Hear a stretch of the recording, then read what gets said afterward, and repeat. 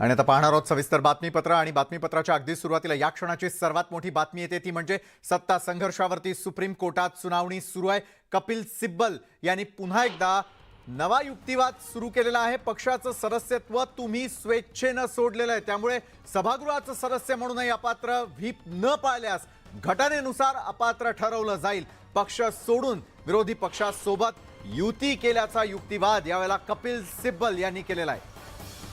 सत्ता संघर्षाची सगळ्यात मोठी सुनावणी आज दिवसभर केवळ न्यूज 18 लोकमतवरती आपल्याला पाहता येणार आहे। कपिल सिब्बल यावेळेला युक्तिवाद करताना आपल्याला पाहायला मिळतात।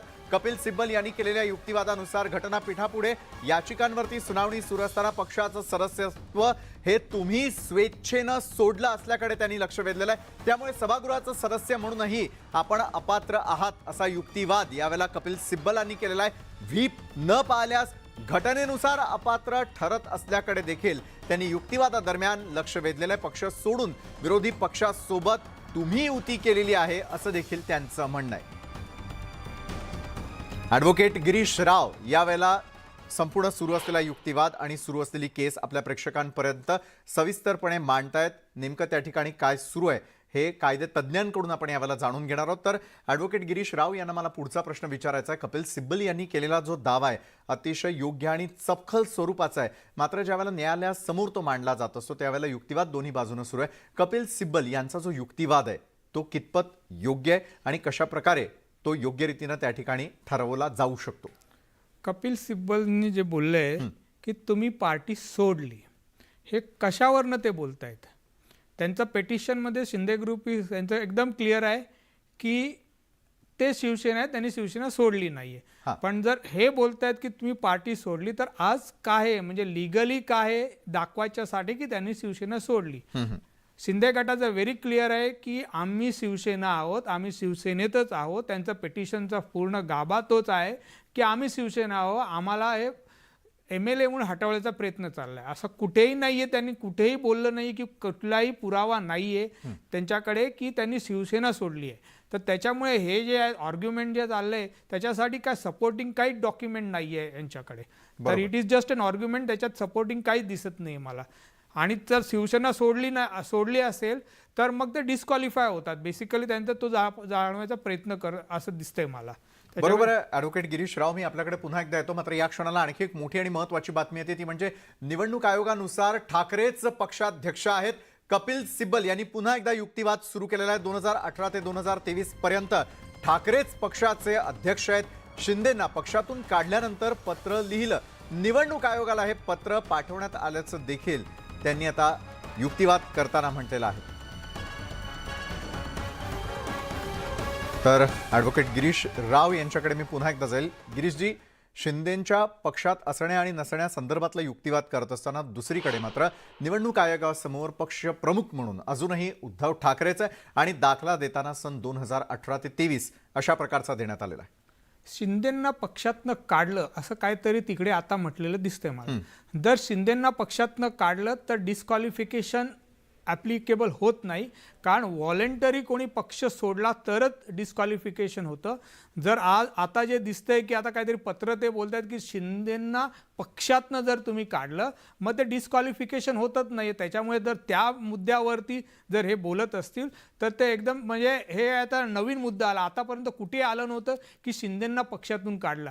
आज फक्त मला वाटतो इलेक्शन कमिशनर बोलतंय की शिंदेंना पक्षातनं काढलं, हे ते नवीन आता आलं। जर असं काढलं असेल तर मग डिस्क्वालिफिकेशन अट्रॅक्टच होत नाहीये, कारण फक्त 2 मुद्द्यावरती होतं। एक तर व्हॉलेंटरी त्यांनी पक्ष सोडला तर, आणि दुसरा आहे त्यांनी पक्षाचा व्हीप मानला नाही तर हे काढला असेल तर मग ते डिस्क्वालिफिकेशन अट्रॅक्ट होतच नाहीये। बरोबर आहे। त्यानंतर आपल्या समोर आणखी एक मुद्दा पाहायला मिळतो आणि तो म्हणजे पक्षात शिंदेंची नेमणूक केलेली होती पण शिंदे निवडून आलेलेच नव्हते। कपिल सिब्बल यांचा हा आणखी एक मोठा आणि महत्त्वाचा युक्तिवाद। कपिल सिब्बल यांनी केलेल्या युक्तिवादामध्ये शिंदेंकडे पक्षाचं प्राथमिक सदस्यत्व नसल्याकडे देखील आता कपिल सिब्बल लक्ष वेधतात। ॲडव्होकेट, हे असं स्टेटमेंट मला वाटतो त्यांचं कुठेच दिसत नाही। जर ते पक्षाचे मेंबरच नसतील, बेसिकली ते आर्ग्युमेंट करायचा प्रयत्न करतायत की आता ते प्राथमिक सदस्यच नव्हते। मग जर प्राथमिक सदस्यच नव्हते मग तुम्ही त्यांना आमदार कसा बनवला, तुम्ही त्यांना मंत्री कसा बनवला हे उत्तर त्यांनीच द्यायला पाहिजे. कारण जर हे आतापर्यंत कुठेच त्यांचं मला कुठेही स्टँड दिसला नव्हता. पहिल्यांदा आता दिसतंय की ते सदस्यच नव्हते. हे तर म्हणजे आतापर्यंत कुठेच कधी आलं नव्हतं. हे तर टोटली चुकीचं आहे. त्यांनी फक्त आता मला वाटतं की निर्णय त्यांच्या विरुद्ध असं त्यासाठी काय त्यांनी हा असा स्टँड घेतला असावं कदाचित. कारण असं कधीच स्टँड नव्हता. हे जे आता जे स्टँड घेतले जाते आतापर्यंत कधीच त्यांनी हा स्टँड घेतला नव्हता. बरोबर आहे. मात्र पक्षामध्ये त्यांची नियुक्ती करण्यात आलेली होती. ज्यावेळेला निवडणुका झाल्या त्यावेळेला ते निवडून आलेलेच नव्हते असा देखील युक्तिवाद आपल्याला पाहायला मिळतोय. ते अच्छा, म्हणजे त्यांनी पक्षाच्या आतमधल्या इंटरनल पक्षाच्या तो इश्यू आहे. तो पक्षातला इंटरनल मामला आहे. तो इंटरनल मामला आहे. त्याच्यात पक्षाचं काय कॉन्स्टिट्यूशन आहे आणि कदाचित हाही मुद्दा पुढे मागे येऊ शकतो. जेव्हा पक्षाचा कॉन्स्टिट्यूशन आहे तो पक्षाचा कॉन्स्टिट्यूशन अनकॉन्स्टिट्युशनल, इंडियाचा कॉन्स्टिट्यूशन अनकॉन्स्टिट्युशनल असू शकतो का? म्हणजे एक उदाहरण द्यायचं झालं तर त्याच्यामध्ये असं असू शकतं का, बिना निवडणुका घेता आम्ही अध्यक्ष निवडू शकतो किंवा बिना निवडणूक काय करू शकतो. तर हाही मुद्दा कदाचित उपस्थित होऊ शकेल इलेक्शन कमिशनकडे जेव्हा हा प्रश्न, जेव्हा पक्ष कोण आहे, कोण अध्यक्ष आहे किंवा कोणाचा पक्ष, ह्या निर्णयावरती ह्याच्यावरती जर कुठे आर्ग्युमेंट झाला तर हाही मुद्दा कदाचित उपस्थित होऊ शकतो पक्षाच्या कॉन्स्टिट्यूशनबद्दल. ह्याचं कारण मी हे सांगतो कारण हे पक्ष आहेत शेवटी आपल्या देशा म्हणजे आपले हे बनवतात मंत्री आणि हे लोक बनवतात. त्याच्यामुळे हा जो मुद्दा आहे कदाचित त्याच्यामध्ये उपस्थित राहू शकतो. बरोबर आहे. जसं तुम्ही म्हणालात. मात्र मला एक विचारावं असं वाटतं की घटनापीठासमोर यावेळेला ही सगळी सुनावणी सुरू आहे. युक्तिवाद देखील सुरू असल्याचं आपल्याला पाहायला मिळत आहे. युक्तिवादाच्या अनुषंगानं आज प्रत्येकाकडून, मग ते निवडणूक आयोग असेल, दोन्ही पक्ष असतील, राज्यपाल असतील, प्रत्येक ठिकाणाहून जे आहे तो आपापला मुद्दा त्या ठिकाणी आणि युक्तिवाद मांडण्याचा प्रयत्न केला जातोय. ऐतिहासिक म्हणून या घटनेकडे पाहायचं की यापूर्वी देखील अशा प्रकारच्या घटना राज्यात, देशात घडलेल्या आहेत की पहिल्यांदाच अशा प्रकारचा पेच प्रसंग हा न्याय व्यवस्थेसमोर आहे? काय आपला अनुभव सांगतो? याच्यामध्ये फक्त एकच केस आहे जी सुप्रीम कोर्टात आलेली, ती 1971ला सादिक अलीची. त्याच्यानंतर ह्याच्यावरती कुठलाही असा मोठा निर्णय झाला नाही. फक्त 2019मध्ये जेव्हा जयललिता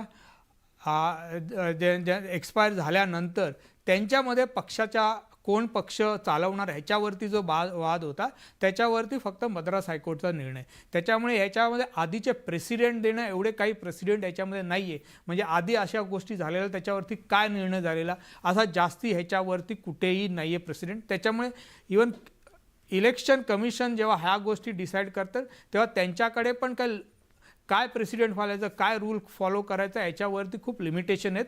फक्त एक रूल जनरली मला दिसले ते फॉलो करतात, ज्याच्याकडे जास्ती लोक त्याचा तो पक्ष, असं मला एकंदर दिसतंय आतापर्यंत जे निर्णय झाले आहेत ह्याच्यामध्ये. कारण जे निर्णय झाले आहेत ते फक्त इलेक्शन कमिशन पुरता लिमिटेड आहेत. ते किंवा हायकोर्टात किंवा सुप्रीम कोर्टात आले नाही आहेत त्याच्या विरुद्ध. बरोबर आहे. गिरीशजी, मी आपल्याकडे पुन्हा एकदा येईलच. मात्र आमचे प्रतिनिधी प्रशांत लीला रामदास देखील हा ज्या ठिकाणी युक्तिवाद सुरू आहे त्या ठिकाणांची थेट माहिती आपल्यापर्यंत पोहोचवत आहे.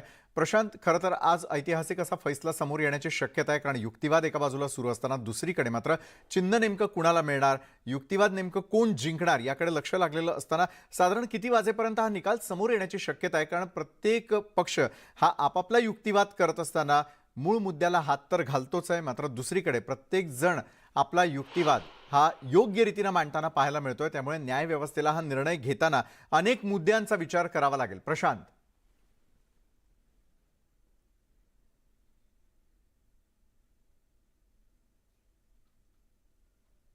प्रशांत लीला रामदास आपल्यापर्यंत या संदर्भातली माहिती पोहोचवणार आहेतच. मात्र या क्षणी कपिल सिब्बल यांनी केलेला युक्तिवाद आपण पाहतोय.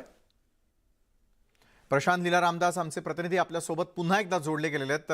प्रशांत, राज्यातील सत्ता संघर्षाचा निर्णय घेण्यासाठी आणखी किती काळ वाट पाहावी लागेल? साधारणतः ज्या पद्धतीने हा युक्तिवाद सुरू आहे, या युक्तिवादानंतर कपिल सिब्बल यांच्यानंतर अभिषेक मनु सिंघवी देखील रिजॉइंडर देऊ शकतात. त्यानंतर होऊ शकतं या सगळ्या संदर्भात पुन्हा एकदा या पद्धतीने नवीन किशोर कोल देखील आपण म्हणणं मांडू शकतात आणि त्यानंतर कोर्ट या संदर्भात अंतिम निर्णय, बेसिकली निवडणूकच्या संदर्भात जो होता, इंटरिम अप्लिकेशन जी होती, हस्तक्षेप याचिका जी होती, त्या याचिकेच्या संदर्भात निर्णय देण्याची शक्यता व्यक्त केली जात आहे. हे अत्यंत महत्त्वाचं आहे की युक्तिवादाची दिशा जवळपास निश्चित झालेली आहे. ज्या पद्धतीने अरविंद दातार असो किंवा मग तुषार मेहता असो किंवा मग सोबतच जर बघितलं आपण तर साधारणतः नवीन किशोर कोल असो, या सगळ्या शिंदे गटाच्या वकिलांच्या वतीने ज्या पद्धतीने युक्तिवाद झाला, त्यानंतर त्यापूर्वी जो युक्तिवाद जो झाला तो अभिषेक मनू सिंघवी, कपिल सिब्बल यांनी युक्तिवाद करून अपात्रतेचा मुद्दा, खास करून आमदारांच्या अपात्रतेचा मुद्दा पहिले निश्चित होण्याची गरज आहे, ही या संपूर्ण युक्तीचा त्यांची मुख्य बिंदू हा होता. त्यानंतर खास करून जर बघितलं आपण, नवीन किशोर कोल आणि मनिंदर सिंग या दोन्ही ज्येष्ठ वकिलांनी स्पष्ट भूमिका घेतली की प्रथमतः निवडणूक चिन्हावरती निर्णय होण्याची गरज आहे, कारण की अपात्रतेचा मुद्दा हा विधानसभा अध्यक्षाच्या अधिकार क्षेत्रात येतो. त्यानंतर आता शेवट रिजॉइंडर मांडताय कपिल सिब्बल यांच्यानंतर जो होऊ शकतं की अभिषेक मनू सिंघवी देखील रिजॉइंडर मांडतील आणि त्यानंतर या संदर्भात अंतिम निर्णय दिशानिर्देशनाची शक्यता व्यक्त केली जात आहे. नक्कीच प्रशांत, ज्या प्रकारे आपण सांगताय की सत्ता संघर्ष सुरू आहे आणि धनुष्यबाणाचा खरं तर फैसला आज होणार आहे, हे चिन्ह नेमकं कुणाला मिळणार याची उत्सुकता आपल्याला सगळ्यांना लागलेली आहे. वेळोवेळी आपल्याकडून या संदर्भातले ताजे अपडेट्स मी घेत राहणार आहेच. मात्र आजचा सर्वात मोठा फैसला जो आहे तो येण्यासाठी आपल्याला आणखी काही काळ जी आहे ती वाट पाहावी लागताना दिसते. ॲडव्होकेट गिरीश राव यांना मला विचारायचं आहे, आत्तापर्यंत ज्या प्रकारचा युक्तिवाद आलेला आहे आणि मगाशी तुम्ही एक उदाहरण दिलेलं होतं की पक्षामध्ये सर्वाधिक सदस्य किंवा सर्वाधिक लोक हे नेमके कुणाकडे आहे, या संदर्भामध्ये जो आहे तो युक्तिवाद केला जाताना दिसतोय. मात्र तत्पूर्वी एक मोठी ब्रेकिंग न्यूज आपल्या समोर येते आणि त्याकडे आपण यावेळेला वळणार आहोत आणि ती म्हणजे सिब्बलांकडून आयोगाच्या नोटिशीचं त्या ठिकाणी वाचन सुरू करण्यात आलेलं आहे. आणि नोटिशीचं वाचन सुरू असताना आयोगाची नोटीस काय आहे ते पहा, असं कपिल सिब्बल या ठिकाणी आपल्याला बोलताना पाहायला मिळालेले होते. कपिल सिब्बल यांनी युक्तिवाद करत असताना नोटिशीकडे यावेळेला लक्ष वेधल्याचं पाहायला मिळतं. सिब्बलांकडून आयोगाची जी नोटीस बजावण्यात आलेली होती त्याचं वाचन सुरू करण्यात आल्याची या क्षणाची सर्वात मोठी बातमी आपण पाहतोय. ॲडव्होकेट गिरीश राव यांना मला विचारायचं, आयोगाने यापूर्वी जी नोटीस बजावलेली होती ती आता समोर आणण्यात आलेली आहे आणि आयोगाच्या नोटिशीचं वाचन हे आता सिब्बल यांच्याकडून सुरू करण्यात आलेलं आहे. नोटिशीचा दाखला देणं याकडे आपण कसं पाहावं? नोटीस बेसिकली जेव्हा कुठलंही कोर्ट किंवा कोर्ट किंवा कुठलाही आयोग जेव्हा नोटीस देतं तर बेसिकली याच्यामध्ये नॉर्मली असतं की शो कॉज नोटीस असतं की असे ॲप्लिकेशन आले आमच्याकडे, तर आम्ही काय म्हणजे तुमचं काय त्याच्यामध्ये म्हणणं आहे ते असेल. आता ह्यांनी काय नोटीस दाखवतं आपण माहिती नाही आहे, पण नॉर्मली जेव्हा असं कोणी ॲप्लिकेशन करतं, जेव्हा आता जर प्रिझ्यूम करू आपण शिंदे गटाने ॲप्लिकेशन केलं सिम्बॉलसाठी, जेव्हा त्याने ॲप्लिकेशन केलं असणार त्यावेळेस आयोगाने नोटीस इश्यू केली असणार उद्धव ठाकरे गटाला. त्यावेळी तेव्हा जे नोटीस इश्यू केले त्याच्यामध्ये त्यांनी काय म्हटलं असेल, काय प्रश्न विचारले असतील ते आता दाखवत असतील कदाचित. आणि आता जे म्हणजे येत आहे की आम्ही निवडून आणलं नव्हतं, त्यांना आम्ही अपॉइंट केलं. मी आपल्याकडे येतो, 2 मिनिट थांबवतो. नोटिशीमध्ये 2 गट असल्याचा उल्लेख करण्यात आल्याची मोठी बातमी आपण यावेळेला पाहतोय. शिवसेनेमध्ये 2 गट असल्याचा उल्लेख या नोटिशीमध्ये करण्यात आलेला होता आणि नोटिशीचं वाचन करत असताना 2 गट असल्याचा स्पष्टपणे उल्लेख या ठिकाणी करण्यात आल्याची आपण मोठी बातमी पाहतोय. जसं ॲडव्होकेट गिरीशजी आपण मगाशी चर्चा करत होतो की नोटिशीचं वाचन सिब्बल यांनी सुरू केलेलं आहे. मात्र नोटिशीतला एक मोठा आणि महत्त्वाचा मुद्दा त्यांनी उपस्थित केलेला आहे की 2 गट असल्याचा उल्लेख करण्यात आलेला आहे आणि 2 गट आहे खरं तर, त्यामुळेच या चिन्हावरती ते दावा करताना आपल्याला स्पष्टपणे दिसतात. पहिली गोष्ट, जेव्हा हे सगळ्या डिस्प्युटेड फॅक्ट सुप्रीम कोर्टापुढे येतात, द इश्यू हा आहे की गट कोणाचा किंवा शिवसेना कोणाचा, सिम्बॉल कोणाचा. तर ह्या सगळ्या डिस्प्युटेड फॅक्ट असतील तर माझ्या मते सुप्रीम कोर्ट ह्याच्यात हस्तक्षेप नाही करणार आणि ह्या गोष्टी डिसाईड करायच्यासाठी ठरवायच्यासाठी हे परत निवडणूक आयोगाकडे पाठवतील असं मला दिसतंय. कारण ह्यावरती काही निर्णयच झाला नाही. सुप्रीम कोर्टाने इलेक्शन कमिशनने जर आजपर्यंत याच्यावरती काही निर्णयच घेतला नाही, त्यामुळे सुप्रीम कोर्टामध्ये डायरेक्ट कोणी येऊ शकत नाही आणि हा जो अधिकार क्षेत्र आहे इलेक्शन कमिशनचा. त्याच्यामुळे जर हे सगळे डिस्प्युटेड प्रश्न जे उपस्थित केले जातात किंवा समोर येत आहेत त्याच्यासाठी हे सगळ्या डिस्प्युटेड गोष्टी फक्त इलेक्शन कमिशनच डिसाईड करू शकेल आणि त्यांच्याकडे मला वाटतं हे सगळ्या गोष्टी आल्या तर सुप्रीम कोर्ट नक्कीच आता ते इलेक्शन कमिशनकडे पाठवतील. बरोबर आहे. या क्षणाला सर्वात मोठी बातमी आपण पाहतो की नोटिशीचं वाचन सुरू झाल्यानंतर शिवसेनेमध्ये 2 गट असल्याचा जो उल्लेख करण्यात आला होता आणि ज्या प्रकारे ॲडव्होकेट गिरीश राव हे देखील मुद्दा उपस्थित करतात की डिस्प्युटेड ज्या गोष्टी असणार आहेत त्या निश्चितच न्यायालयासमोर त्या ठिकाणी सादर केल्या जातील आणि त्यानंतरच या संदर्भातला निकाल जो आहे तो आपल्याला सगळ्यांना पाहायला मिळणार आहे. तर आयोगानं कशाच्या आधारे हे ठरवलं असा उलट प्रश्न कपिल सिब्बल यांनीच उपस्थित केलेला आहे. कारण ज्यावेळेला या नोटिशीचं वाचन सुरू आहे, 2 गट असल्याचा उल्लेख, तर दुसरीकडे मात्र हे कशाच्या आधारावरती ठरवण्यात आलं, ज्यावेळेला अशा प्रकारचा प्रश्न करण्यात येतोय, प्रतिप्रश्न उपस्थित करण्यात येतोय, त्यामुळे आता त्याचं उत्तर शोधून त्या संदर्भातला युक्तिवादही आपल्याला पाहायला मिळणार आहे.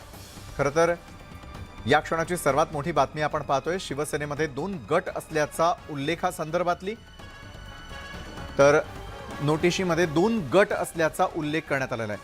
मगाशीच ॲडव्होकेट गिरीश राव आपण जसं म्हणालेत की हे जे 2 गट आहे, या 2 गटांवरती युक्तिवाद सुरू असताना दुसरीकडे मात्र दावे प्रतिदावे सुरू आहे आणि आयोगानं हे कशाच्या आधारावरती ठरवलं असा प्रतिप्रश्न सिब्बल ज्यावेळेला करताना दिसतात, त्याविषयी आपण काय सांगाल? आता 2 गट जेव्हा हा प्रश्न येतो तर आयोगाने कुठल्या कुठल्या कुठल्या फॅक्ट्सवरती बोललं आहे, तर फॅक्ट्स एकदम क्लिअर आहे याच्यामध्ये. जेव्हा एका पक्षाने एका गटाने ॲप्लिकेशन केलं आणि एक गट दुसरा त्याला अपोज करतोय, त्याचा एक सरळ स्पष्ट होतं की तिथे 2 गट असल्यामुळे हे प्रश्न निर्माण झाले. त्याच्यामुळे 2 गट असल्यामुळे एक गट बोलतोय की दोन्ही गट बोलतायत की हे सिम्बॉल आमचा आहे. त्याच्यामुळे निवडणूक आयोगाने 2 गट जर बोलले असेल तर मला असं वाटत नाही की काय चुकीचं निवडणूक आयोगाने बोललं आहे. त्याच्यामुळे ह्या इश्यूवरती हे सगळं डिस्प्युटेड इश्यू आहे. हे परत गोष्टी, या सगळ्या गोष्टी इलेक्शन कमिशनच डिसाईड केलं पाहिजे. इलेक्शन कमिशनच डिसाईड करतील ते तर मला दिसतं याच्यावरनं, असं वाटतंय मला याच्यावरती. निवडणूक आयोगच हे सगळं जे आहे ते डिसाईड करणार असं आपलं म्हणणं आहे. त्यानंतर या क्षणाला येणारी सर्वात मोठी बातमी, शिंदे अपात्र असले तरी सदस्य कसे असा प्रतिप्रश्न पुन्हा एकदा उपस्थित होतोय. निवडणूक आयोग कसं करू शकत नाही यावरती देखील त्यांचा भर असल्याचं आपल्याला पाहायला मिळतंय. कपिल सिब्बल यांनी युक्तिवाद करत असतानाची या क्षणाची सर्वात मोठी बातमी. आणि त्या बातमीनुसार पाहायला गेलं तर शिंदे अपात्र असले तरी सदस्य कसे हा एका बाजूला सवाल उपस्थित केलेला आहे, तर दुसरीकडे मात्र निवडणूक आयोग असं करू शकत नाही असा जो युक्तिवाद करण्यात आलेला आहे तो कितपत योग्य वाटतोय ॲडव्होकेट गिरीश राव? पहिले तर हे सदस्य नाही, हे आतापर्यंत कधीच हे नसतं. मग सदस्य नसताना मग तुम्ही कसं त्यांना मंत्रिपद दिलं, तुम्ही MLA त्यांना कसं बनवलं, ह्याचे उत्तर फक्त शिवसेनाच देऊ शकते. त्याच्यामुळे हे जे उत्तर आहेत ते मला वाटतं आता शेवटच्या श्रेणीचा काही आर्ग्युमेंट राहिला नाही. त्याच्यामुळे हे मुद्दे असे मला दिसतात की उपस्थित केले जात आहेत. कारण मला असं कुठल्याही याच्यामध्ये आजपर्यंत कुठल्या ॲप्लिकेशन पेटिशनमध्ये हे मुद्दे कुठेच आले नव्हते. आज पहिल्यांदा आता येतोय. आणि कोर्टामध्ये नॉर्मली हा नियम असा आहे की तुम्ही तुमच्या अफिडाविटमध्ये किंवा तुमच्या ॲप्लिकेशनमध्ये जे म्हणणं मांडतात त्याचं स्कोप, त्या तुमच्या ॲप्लिकेशनमध्ये जे म्हणणं आहे त्या स्कोपच्या पलीकडे तुम्ही जाऊ शकत नाही. आणि हे जे आज ते म्हणणं मांडतायत ते कुठल्या ॲप्लिकेशनमध्ये आलेलं ॲटलिस्ट मी तरी कुठे मला वाचण्यात आलं नाही आहे किंवा कुठे पब्लिकच्या डोमेनमध्ये कुठेही आलं नाही. त्याच्यामुळे हे मुद्दे सगळे एकदम नवीन मुद्दे आहेत आणि त्याचं काय रिलेव्हन्स आहे ते अजूनपर्यंत काही दिसत नाही याच्यामध्ये. नक्कीच ॲडव्होकेट गिरीशजी, मी आपल्याकडे येतो. मात्र तत्पूर्वी शिंदे अपात्र असले तरी ते सदस्य कसे असा सवाल ज्यावेळेला उपस्थित करण्यात आला, त्यामुळे त्या ठिकाणी नेमका काय युक्तिवाद सुरू आहे या संदर्भातले सगळे अपडेट्स प्रशांत लीला रामदास आमचे प्रतिनिधी आपल्यापर्यंत पोहोचवत आहे. प्रशांत, या क्षणाला जो युक्तिवाद करण्यात आलेला त्या संदर्भात काय सविस्तर माहिती देणार आहात? तर पुन्हा एकदा आपला त्यांच्याशी तांत्रिक कारणामुळे संपर्क यावेळेला तुटलेला. युक्तिवादावरती सलगपणे प्रशांत लीला रामदास यांचं लक्ष लागून असल्याचं आपण पाहतो आणि सगळे अपडेट्स ते आपल्यापर्यंत पोहोचवत आहेत. शिंदे अपात्र असले तरी सदस्य कसे या संदर्भात ॲडव्होकेट गिरीश राव आपल्याला मार्गदर्शन करत होते आणि सुरू असलेला युक्तिवाद सर्वसामान्यांना कळेल अशा शब्दामध्ये ते आपल्यापर्यंत पोहोचवण्याचा पूर्ण प्रयत्न करत असल्याचं आपल्याला पाहायला मिळत आहे. बरं, कपिल सिब्बल ज्यावेळेला युक्तिवाद करतात आणि जसं आपण म्हणालेत की याचं उत्तर हे केवळ शिवसेनाच आपल्याला देऊ शकते, सदस्यत्वासंदर्भातलं असेल किंवा मग त्यांना त्या ठिकाणी कसं काय आपण तिकीट दिलं, उभे राहिले आणि त्यानंतर त्यांना पद बहाल करण्यात आलं, असे अनेक मुद्दे आपण उपस्थित केलेले आहेत. मात्र पक्षात या पुढच्या काळामध्ये अशा घटना घडू नये त्यामुळे प्रत्येक पक्ष तितक्या बारकाईने या सगळ्या गोष्टींचं पालन करताना दिसेल असं वाटतं का? कारण शिवसेना देखील असे 2 गट तयार होतील आणि त्यानंतर अचानकपणे सत्तेतून पाय उतारवावं लागेल आणि दुसरा गट तयार होईल असं वाटलेलं नसतानाही घटना घडलेली आहे. पहिले मला वाटतं जसं आपण लोकशाही आहे, डेमोक्रेसी कंट्री आहे आपली, तर त्यामुळे जर तुम्ही सांगाल की एका पक्ष फक्त आमचाच घराणं राज्य करेल, आमचाच हा पक्ष, तर त्या गोष्टीवरती मला वाटतं की इलेक्शन कमिशननी त्याच्यावरती कन्सिडर करायला पाहिजे. कारण तुम्हाला हे माहिती असेल, जर आपल्या कोऑपरेटिव्ह सोसायटीमध्ये जे बायलॉस असतात ते मॉडेल बायलॉस असतात. त्याच्यामध्ये तुम्हाला काय ट्विक्स थोडेफार चेंजेस करता येतात ते चेंजेस करता आले. मला वाटतो आपण जेव्हा डेमोक्रेसी कंट्री बोलतो तर त्यावेळी इलेक्शन कमिशनने पण ह्या गोष्टीचा आता विचार करायला आली आहे दिसते मला, की त्यांच्या मॉडेल पक्षाचा जो मॉडेल बायलॉस आहे ते एक मॉडेल बायलॉस ठेवला पाहिजे. ज्या प्रकारे पक्ष डेमोक्रेसीमध्ये जेव्हा आपण करतो तेव्हा हुकुमशाही नाही पाहिजे. त्याच्यासाठी एक मॉडेल बायलॉ पक्षांसाठी पण मला वाटतो कुठेतरी आपल्याला ह्या विषयावरती पण डिस्कशन पुढे मागे येईल या गोष्टीवरती. बरोबर. ते आपल्याला करायला लागेल किंवा एक तो विषय येईल पण या कदाचित ह्याच्यामध्ये ह्या एक्झिस्टिंग या आपल्या जो चाललाय त्याच्यामध्ये. कारण बायलॉज बघितलं तर मी प्रयत्न केला, शिवसेनेचा बायलॉ कुठेही पब्लिक डोमेनमध्ये नाही आहे. त्याच्यामुळे ते कसे निवडतात अध्यक्ष, बरोबर. त्यांची पद्धती काय आहे हे कुठेही पब्लिक डोमेनमध्ये काही नाही आहे. फक्त नक्कीच. एवढंच दिसतंय. नक्कीच ॲडव्होकेट गिरीश राव आपल्याबरोबर आपण जे आहे ते पूर्णपणे या संदर्भातलं जे आहे ते विश्लेषण समजून घेणार आहोतच. तर या बातमीपत्रामध्ये आत्ता वेळ झालेली आहे इथंच थांबण्याची. ताज्या घडामोडींसाठी पाहायला विसरू नका न्यूज 18 लोकमत.